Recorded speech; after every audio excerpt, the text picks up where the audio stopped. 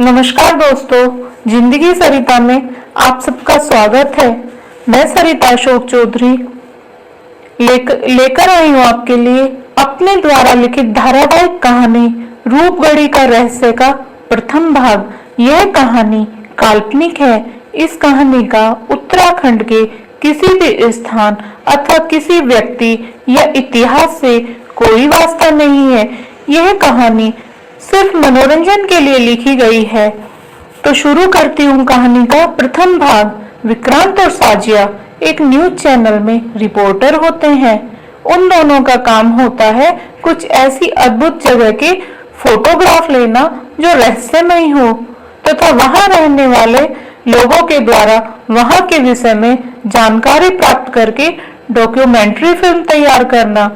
बहुत सी जगह से तो अजीब अजीब रहस्य सुनने को मिलते थे। ऐसी ही एक जगह थी उत्तराखंड में रूपगढ़ी नामक जगह। वहां पर एक मंदिर तथा महल के खंडहर होते हैं। किसी पुराने महल का खंडहर। वहां पर कोई कहानी बहुत प्रचलित होती है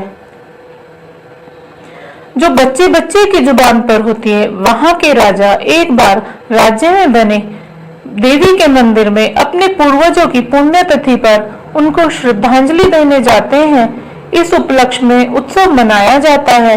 अभिषेक के समय गीत संगीत बजता है, ढोल ताशे बजाए जाते हैं और नृत्य भी होता है। उस समय न जाने क्यों अचानक देवी और देवताओं को क्रोध आ जाता है और वहां भूस्खलन हो जाता है, जिसके कारण ये कहा जाता है राजा के पूरे परिवार की मृत्यु वहीं पर दबकर हो जाती है। रूपगढ़ी की कहानी वहां के आसपास के गांव के बच्चे बच्चे की जुबान पर है।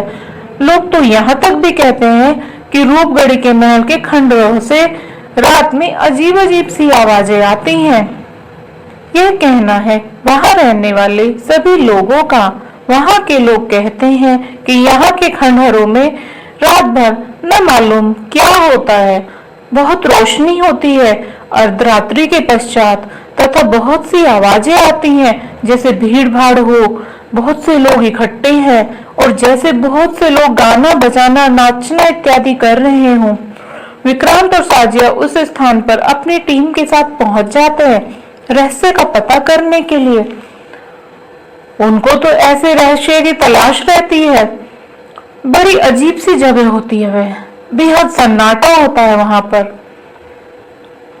बड़ा शांत सा वातावरण होता है। आसपास का कोई दिखाई ही नहीं दे रहा होता है।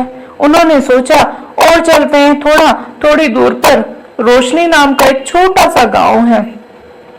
थोड़ा आगे चलते ही तो एक छोटा सा गांव दिखाई देने लगता है। वह अपनी टीम के साथ गांव में पहुंच जाते हैं। गांव का नाम पूछते हैं। यही रोशनी गांव होता है। वहां के लोगों से सरपंच का पता पूछते हैं। सरपंच छेदीलाल के घर का पता पूछते हैं। गांव के लोग सरपंच के घर का पता बता देते हैं उनको। सरपंच के घर ही उन सबके रुकने की व्यवस्था होती है। वह सभी सरपंच छेदीलाल रावत के घर पहुंच जाते हैं। सरपंच का घर काफी बड़ा है। ज्यादा लोग नहीं रहते हैं वहां। सरपंच, उसकी बीवी तथा एक नौकर झुमरू। विक्रांत घर में घुसते हुए बोलता है, नमस्कार सरपंच जी। सरपंच विक्रांत की ओर देखते हुए, नमस्कार जी नमस्कार। आप न्यूज चैनल से है ना? विक्रांत जी हाँ सरपंच जी, हम न्यूज चैनल से ही आए हैं। हमारे रुकने की व्यवस्था है ना आपके यहाँ? सरपंच विक्रम को बहुत ध्यान से देखते हुए चश्मे के पीछे से फिर बोलता है, अच्छा तो न्यूज चैनल से हो आप लोग। मुझे फोन आया था शहर से आपके बॉस का। विक्रांत बोलता है, जी हाँ सरपंच जी, हम न्यूज चैनल से ही हैं। हमें बताया गया था, सर ने कहा कि आपके यहाँ हमारे रुकने की व्यवस्था है। सरपंच साजिया की तरफ देखता है। विक्रम बोलता है, सरपंच जी ये मेरी सहयोगी है साजिया। सरपंच बोलता है, कितने लोग हैं आप?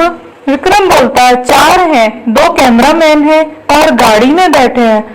सरपंच किसी को आवाज लगाता है, शायद नौकर है, झुमरू ओ झुमरू। उधर से आवाज आती है, आया साहब जी। झुमरू आ जाता है। सरपंच बोलता है, झुमरू सब लोगों के लिए कमरा ठीक कर दे और मैडम के लिए दूसरा कमरा ठीक कर देना। झुमरू बोलता है, जी साहब जी, कमरे तो पहले से ही ठीक किए हुए हैं। झुमरू उन सबको अपने साथ ले जाता है। दोनों कमरे दूसरी मंजिल पर बने हुए हैं। झुमरू कमरे का दरवाजा खोलकर खिड़की भी खोल देता है। दोनों कमरों के बाहर बालकनी है। ऊपर पूरा हिस्सा लकड़ी का बना हुआ है। कमरे की खिड़की से भी दूर तक पहाड़ और हरियाली नजर आती है। खिड़की खुलते ही ठंडी हवा का झोंका आता है। वे चारों ठंड से सिकुड़ जाते हैं। विक्रांत बोलता है, झुमरू खिड़की बंद कर दो, अभी ठंडी हवा आ रही है। झुमरू बोलता है, जी साहब जी। झुमरू खिड़की बंद करके उनका सामान रखवाकर चला जाता है। कैमरामैन विकास और फैजल भी अपना सामान रखकर विक्रांत से बोलते हैं, विक्रांत सर, तो अच्छी सी चाय मिल जाए तो मजा आ जाए। विक्रांत बोलता है, बात तो सही कह रहे हो तुम दोनों, क्यों साजिया? साजिया बोलती, हाँ चाय की तो इच्छा हो रही है। यह बोलते हुए साजिया बालकनी की तरफ वाला दरवाजा खोलकर बालकनी में चली जाती है। बेहद ठंडी हवा शरीर में एक सिरन सी पैदा कर देती है। इतनी ही देर में झुमरू चारों के लिए चाय लेकर आ जाता है। चाय देखकर सबके चेहरे खिल जाते हैं। झुमरू बोलता है, साहब जी ये लो चाय, और आप खाना यही खाएंगे या फिर नीचे आएंगे खाने के लिए साहब के साथ? विक्रांत बोलता है, कुछ सोचते हुए बोलता है विक्रांत, झुमरू जी हम खाना नीचे ही खाएंगे सरपंच जी के साथ। झुमरू विक्रांत के मुंह से अपने लिए जी सुनकर शर्मा जाता है। फिर बोलता है झुमरू, जी साहब जी। झुमरू चला जाता है। साजिया बोलती है, विक्रांत यही खाते हैं ना खाना, आराम से अपने रूम में बैठकर, तुमने सरपंच के साथ खाने को क्यों बोल दिया? विक्रांत बोलता है, अरे बुद्धू, सरपंच के साथ खाना खाने के लिए इसलिए बोला है मैंने, सरपंच से कुछ कहानी तो पता चलेगी रूपगढ़ी के रहस्य की। साजिया बोलती है, ओहो यह बात है, फिर तो ठीक है, कुछ जानकारी उनसे मिलेगी, बाकी कुछ जानकारी आसपास के लोगों से मिल जाएगी। विक्रांत बोलता है, हाँ, और हम कल सुबह से ही अपना कार्य शुरू कर देंगे। विकास फैजल तुम अलर्ट रहना, हर छोटी से छोटी चीज जो थोड़ी भी अलग या डिफरेंट दिखाई दे तुम दोनों के कैमरे की पकड़ में आनी ही चाहिए और उसकी तस्वीर कैमरे में कैद होनी ही चाहिए। विकास और फैजल हाँ में सिर हिलाते हुए एक स्वर में कहते हैं, यस सर। रात को खाने के समय डाइनिंग टेबल पर सभी लोग बैठे हुए हैं। वह सभी मन में सोचते हैं कि यह तो छोटा सा गांव है, लेकिन सरपंच ने गांव में भी सब शहर जैसी व्यवस्था कर रखी है। खाना लग जाता है टेबल पर, सब लोग खाना शुरू करते हैं। विक्रांत बोलता है, सरपंच जी रूपगढ़ी का रहस्य क्या है, क्या कहानी है वहाँ की? सरपंच बोलता है चश्मे के पीछे से ध्यान से विक्रांत की ओर देखते हुए, रहस्य तो अजीब है साहब, हमने भी अपने बुजुर्गों से यह कहानी सुनी है, सच्ची बात तो किसी को नहीं मालूम है, किंतु सबका यही कहना है कि यह कहानी सच्ची है। साजिया बोलती है, क्या कहानी है सरपंच जी? सरपंच अब साजिया की तरफ देखता है। सरपंच बोलता है, कहानी यूं है कि रूपगढ़ी के राजा रूपिंदर सिंह उनके यहाँ परंपरा थी, वह अपने बुजुर्गों के बरसी पर देवी के मंदिर में जाकर उत्सव मनाया करते थे। कहा जाता है कि एक बार राजा अपने परिवार और प्रजा सहित मंदिर में अपने पूर्वजों की बरसी का उत्सव मनाने गए। उस बार राज्य में बरसात बहुत हुई थी, ना जाने देवी माँ उस बार इतनी रुष्ट क्यों थी।